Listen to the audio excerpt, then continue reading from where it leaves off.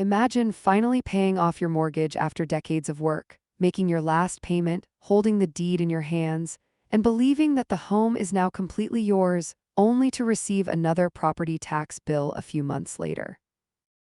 For many homeowners, this moment raises a simple but powerful question. If the house has already been paid for, why does the obligation to pay property taxes continue?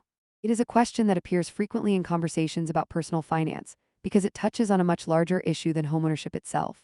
It forces us to examine what ownership really means, how local governments are funded, and why one of the largest recurring expenses for homeowners never seems to disappear.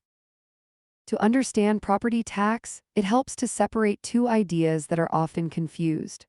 Buying a home transfers ownership of the property from one private party to another, but ownership does not eliminate the ongoing costs of living within a community.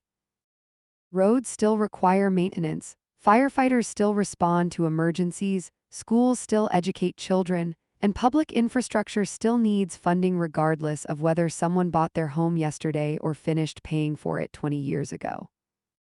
Property tax developed as one way for local governments to collect revenue from people who own real estate, because land and buildings cannot be moved or hidden, making them a relatively stable source of taxation compared to income or sales taxes.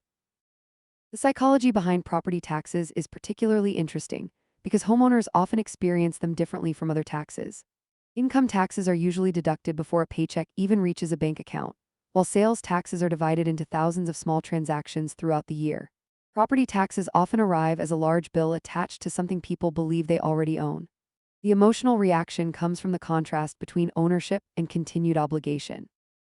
The mathematics also reveal why these taxes can become increasingly significant over time.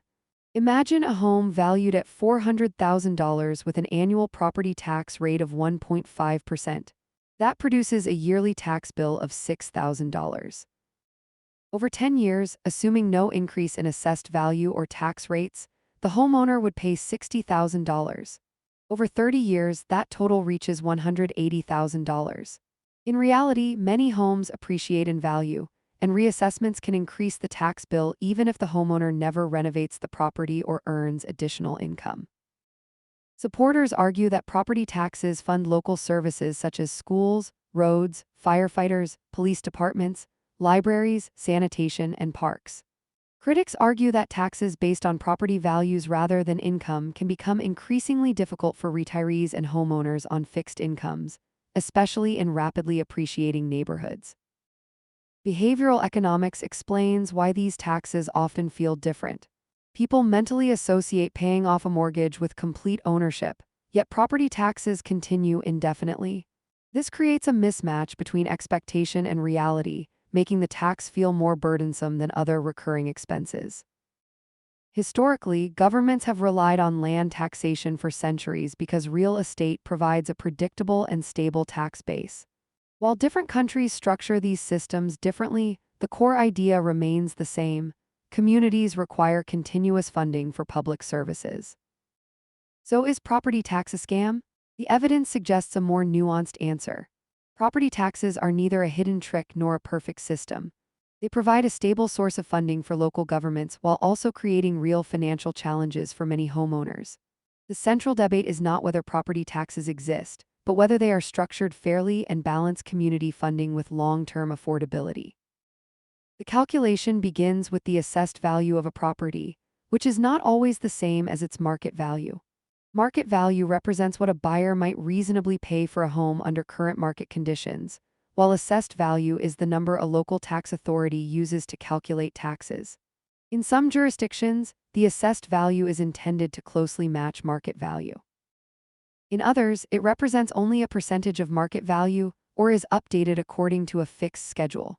Because every state and many local governments establish their own assessment rules, two homes worth the same amount on the open market can produce very different tax bills depending on where they are located. Once the assessed value has been determined, the local tax rate is applied. Imagine a home with an assessed value of $400,000 and a property tax rate of 1.5%. Multiplying those two numbers produces an annual tax obligation of $6,000. Although the calculation appears simple, the percentage itself reflects many independent budget decisions. School districts, counties, cities, emergency services, libraries, and other local agencies often each receive a portion of the total property tax collected. Rather than paying a single organization, homeowners are effectively contributing to multiple public services through one combined bill.